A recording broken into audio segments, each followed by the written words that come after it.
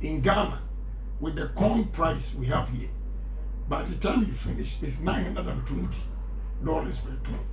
You can't challenge anything.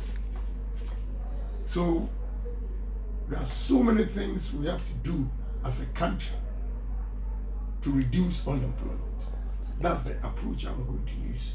We'll give subsidies to farmers. We'll give them loans without interest. We'll make sure we establish the companies that will process their produce so that they always have ready market. When we went to Agyapong and Agyapong, they were complaining that they don't even get buyers. Such things discourage them from expanding their farms. But if they have ready markets, it will encourage them to expand their farms, and we can also process this and export it. Let me tell you, I have one billionaire friend that I've convinced is going to partner me. I also acquired a land at Sege, 56,300 acres, for potato and tomatoes. In our conversation, he proved to me that Ghana, the way you go about your farming, you can never make money. He said when he was in Senegal the first time, the tomato farmers were producing 15 tons per hectare. With his technology that he has introduced in Senegal, they produce 70 tons per hectare.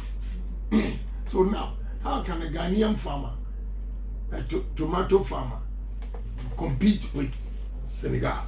They can't, because cost of production is minimized compared to Ghana. And this guy is in Senegal, Gambia, Guinea, Cote d'Ivoire. I asked him why you don't want to come to Ghana. He said he was duped in Nigeria. I said, but that is Nigeria. Google and check. The second most peaceful country in Africa, that was last year, was Ghana after Mauritius. So Google. And when he checked, it was confirmed, and now he has decided to come. It's delayed because of this campaign. From February, we are going to start from Sege. And now I realized from Agyapong to Agyapong, I have forgotten the capital. Tomato production. Now I've realized you do a lot in Agyapong and the rest. So last night I spoke to them that we were going to get another land at Agyapong and the rest so that we can start the production of tomatoes. We introduce new technology. We bring the factory. My brother, you need to see his factory in Dubai. Over 300 trucks at a go going into the warehouse to offload. He's in everywhere. And we need such investors here. No, I don't know, we forgot. I should have brought some things to show to you. Yeah, we saw that and we signaled that in our news. Right. The use that coconut, shea butter, yes, soya. From Agyapong to Agyapong. Yes. I saw a lot of coconut. Yes. And if you know what to do with coconut, we don't need to import wheat flour from China, India, and all those, Russia and Ukraine. Because we can use coconut as flour. Yeah. We can use coconut for as sugar. We import over $350 million a year sugar into this country. When we can have large plantations of coconut farms and use them to produce sugar. We can have coconut oil as well. Well, there are so many things we can do with it. And simple coconut juice. Ghana is importing some of them from Thailand and some from Holland. All these things can be done here. So that is why I have decided that, listen, Ghanaians should give me a chance to lead this country just for 4 years. And they will see the kind of investment we are going to bring in. My target is our exports should exceed import. And if our targets are going to exceed, exports are going to exceed import, then we have to use the pragmatic approach and make sure we support farmers. We go mechanize landscape farming so that we can produce in abundance at a cheaper cost, and we will also be able to export them. And again, before I land on this question, you know, Ho and water, you are blessed because of proximity to the port, both ports, airport and seaport, and again, the capital. Anytime, and I want to state this too, the only politician who goes outside Ghana and market water region, there's nobody than me, plus the 5 northern regions. Everywhere I go to do business, I tell them, 5 northern regions and water region can feed the whole Africa with this your technology. And I've lined up 13 billionaires. None of them worth less than 10 billion. They are all ready to invest. When I was talking to them about the ethanol, they asked me a question. From Adidomi to Tema, how many hours will it take? I told them 1 hour 45 minutes, max 2 hours. Then they jotted. Then they asked me, from the north to the port, how many hours? I say 14. Then the guy signal, the boss, I think we have to do water first. You see the advantage you have? That is why I quickly came to acquire the lands at Adidomi and Agyapong. So you guys are lucky because you are closer to the capital, closer to the seaport, closer to the airport. And when it comes to tourism, fortunately, you have unused airport here. When you go to the Caribbean, you see they have small planes for 15 minutes, 20 minutes, they land from one city to the other. From Accra to Ho Airport will not take us even 30 minutes. If we promote tourism in this area, God knows how many tourists will come into water region because you have the airport and we are not using it. It's no different from the Caribbean. You hear Jamaica, Barbados, Antigua, Montego Bay, all those, because of the airport, they move. And even when I was in one of the cities, Virgin something, their airport was like a cocoa shed. They moved from Bahamas straight. Virgin Islands. Yeah, Virgin Islands. Their airport was like a cocoa shed, small planes, and tourists are going there. I brought my people here when we were going to Lomé, we're checking the line. They asked me, they've never even seen the water lake before. And there, they fell in love with it, said we're going to have 5-star hotels along there and bring some boats for, tourists. These are ideas. What are we doing? So please, Ghanaians should listen to me. Voltarians should listen, especially Voltarians, because you have the advantage when it comes to agro-processing. A lot of fertile lands here that we can use. Now, from Akachi to Aflao, I said, Lord, forgive us, for we don't know what we are missing. 1, the water bodies you see there, apart from the salt, we can breed shrimps and export them. They do that. I saw that in Thailand. Why can't we do it here? My brother, so many things we can do. So I want Voltarians to vote for me, the delegates, and they will see. Already, you are lucky I've started.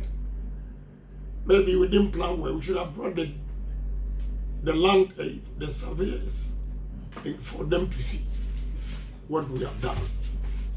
You see, I've stressed on tourism and agriculture because that will be the engine of growth. Yeah. And other agencies and sectors will benefit from that. Because when you talk of health sector, if you don't have money, you can't improve the health sector. And we cannot be waiting for WHO and other organizations to be donating to us. We should take our destiny into our own hands. You know, I had experience at about 6 weeks ago when we were in Bonga region. One of our cars had an accident, and we took our guys to Global Hospital. What I saw over there was nothing to write home about. Then I realized that wherever you are, you have to make sure you improve the health sector.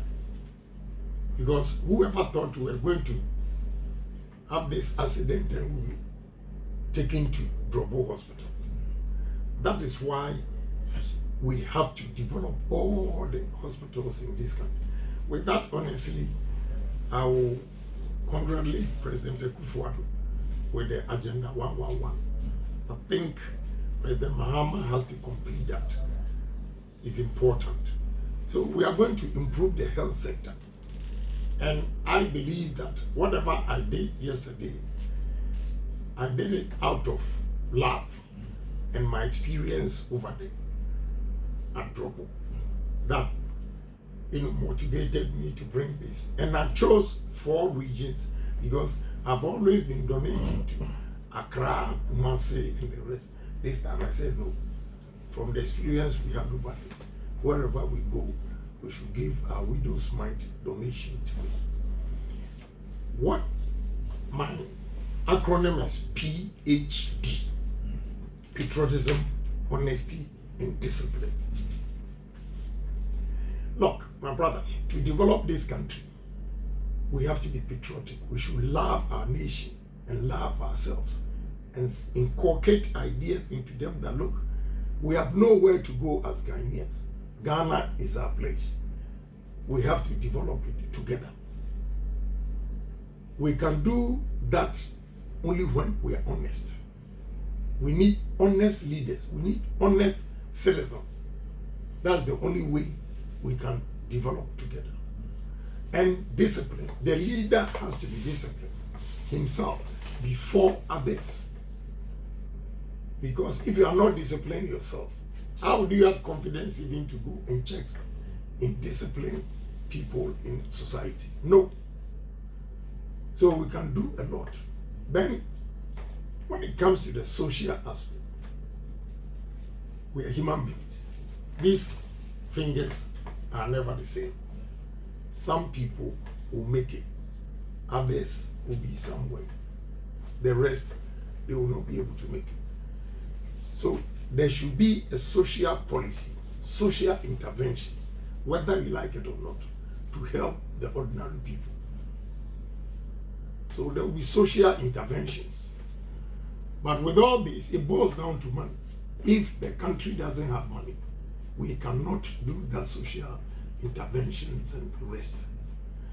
We need also, let's take it for instance, we have to decentralize the ministries. That is why I have decided to bring tourism ministry to Volta region to promote tourism. I will move Ministry of Energy to Western region because most of the energy you get it from there. And I do so because we want to revive all the regional capitals. Because when you come here, although the place is neat, the city, I don't see it as vibrant enough. So does that mean you are moving Ministry of Tourism to the Volta? Yes, yes. The day I'm sworn in, within a month, I'll move Ministry of Tourism to Volta region. And look, go to your regional administration. It's too big. So we're going to divide regional administration into 2, Ministry of Tourism and the regional administration. And you see, anybody who wants to go into tourism, whatever they want, will begin to come here. Like we are here. Others will come, they will rent hotels, they will stay in hotels. Restaurants will be booming. You know, there will be life. And I'm moving Ministry of Education to Central Region. I'll move Lands and Forestry and Ministry of Health to Ashanti Region. I will move Science and Environment to Bono, I'll move Minister of Agriculture to Northern Region, Tamale, and we can do it. I saw the Wa Airport, so I'm thinking of which of the ministries are also moved to Wa. We have to decentralize it. Then all those ministries, the blocks, will demolish them, build new ones as a financial hub. Financial hub. Accra is going to be a financial hub. So does that mean that if you want to do something with the Ministry of Tourism in Accra, you have to come? You have to come to, yes. The same way we commute to Accra. Accra, yes. Okay. Yes, So you decentralize the traffic. Yes, and not the traffic, the business. The business, yes, the business traffic. Yes, the business. So that people, the influx of people, going into tourism, we have no idea. The whole Ghana, all the tourist sites they are going to develop will start from here. They'll come here because the ministry is here. Look, when you are in America, for instance, and you want a passport, Ghana Mission is in New York. So the East Coast, Maine, New Hampshire, Boston, Boston area, Connecticut, New York, Rhode Island, they all go to, and New Jersey, they all go to New York. So why can't we do same? In Canada, they go to Vancouver for their passports. And you see, at beginning of building the regions, starts from there. Does that look like what we have in Nigeria, commercial capital?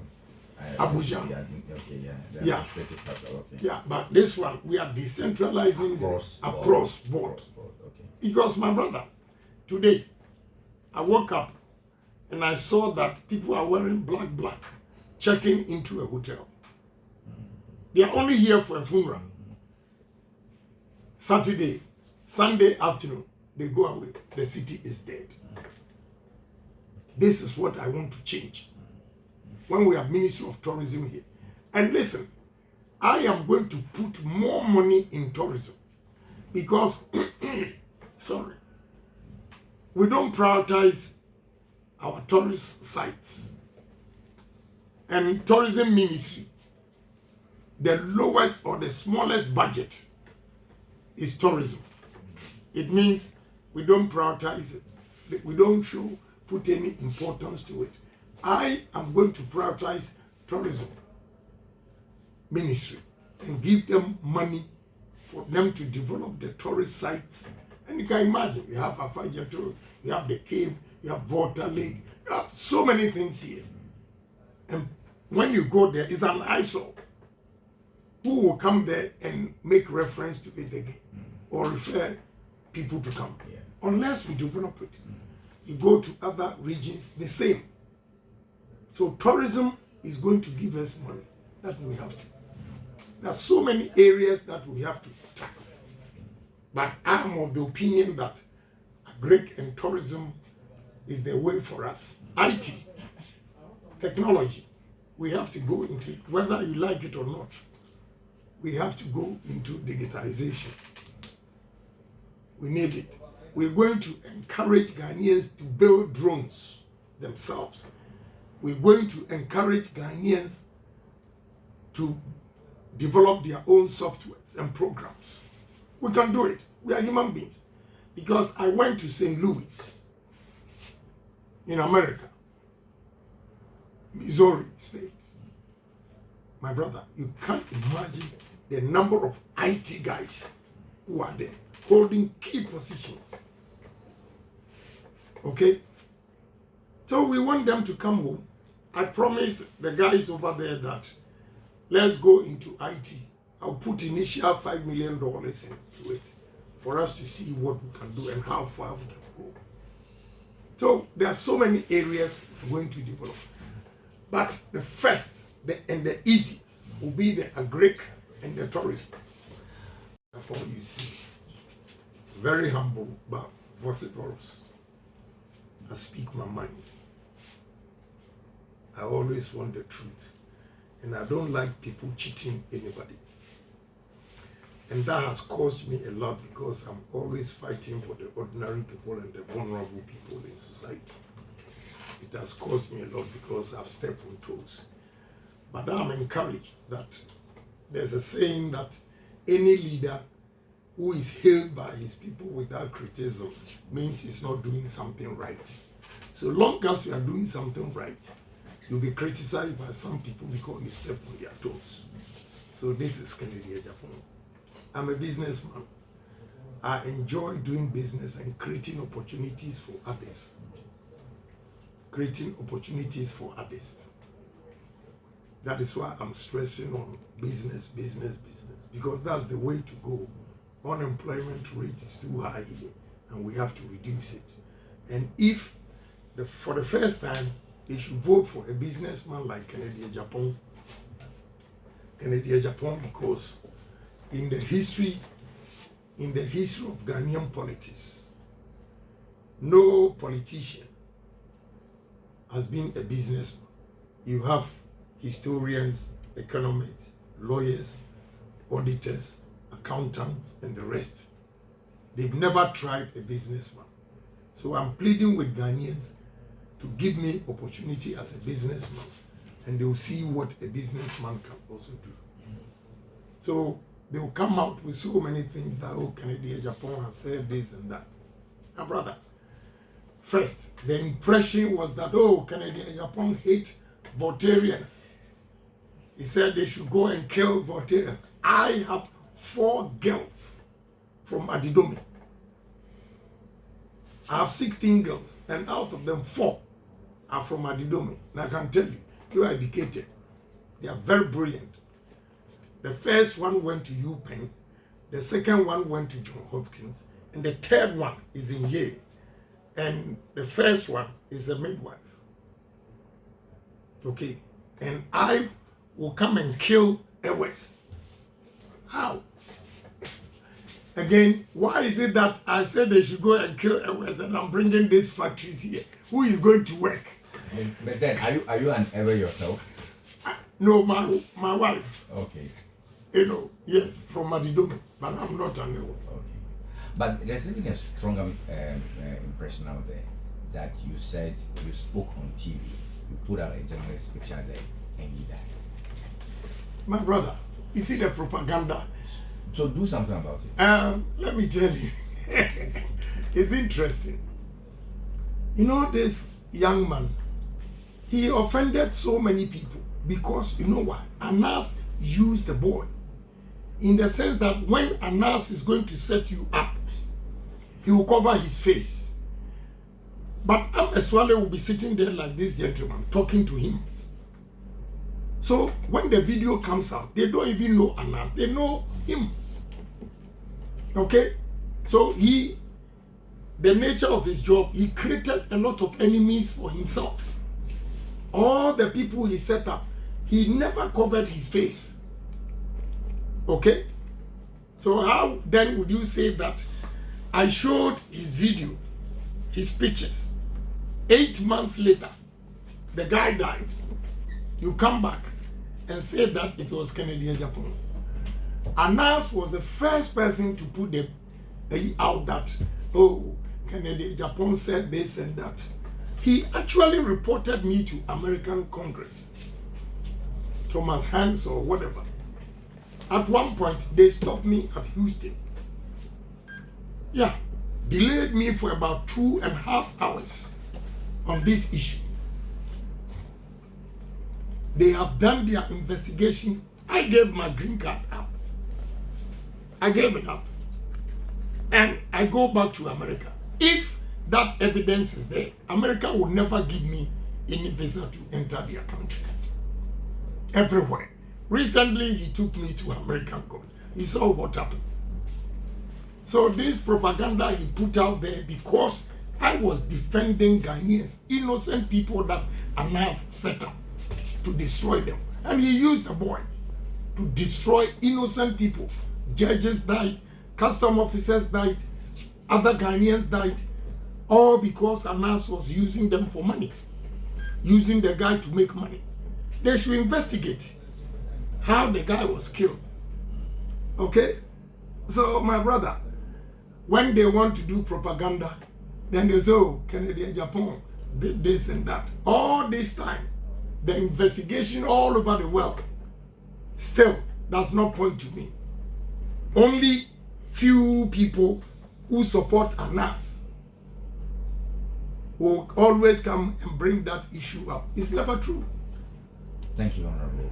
Thank you very much. The last election, it was very unfair election. When we went to the north, we saw people showing pictures of their votes, specifically Bungurugu, for instance. A gentleman showed, he said, no way, you cannot get 0 here. Look at this, I voted for you. Okay, this shows that the ISIS compromise with the government. I won't miss words. ISIS, we are going to monitor the EC now. We are not going to allow them to do that again. We are monitoring, we are going to monitor the ISIS. I know a chairman who met me at Kotoka International Airport and said that, oh, you didn't get 0, but the candidate was from our place and we promised him 100%. So we didn't give you anything. Such things will not happen. Again, they use the military, they use the soldiers, they use the MPs. This time, there's no military command from the presidency. No police will be commanded from the presidency. EC, I will not give you the strategy now, but we'll tackle them well.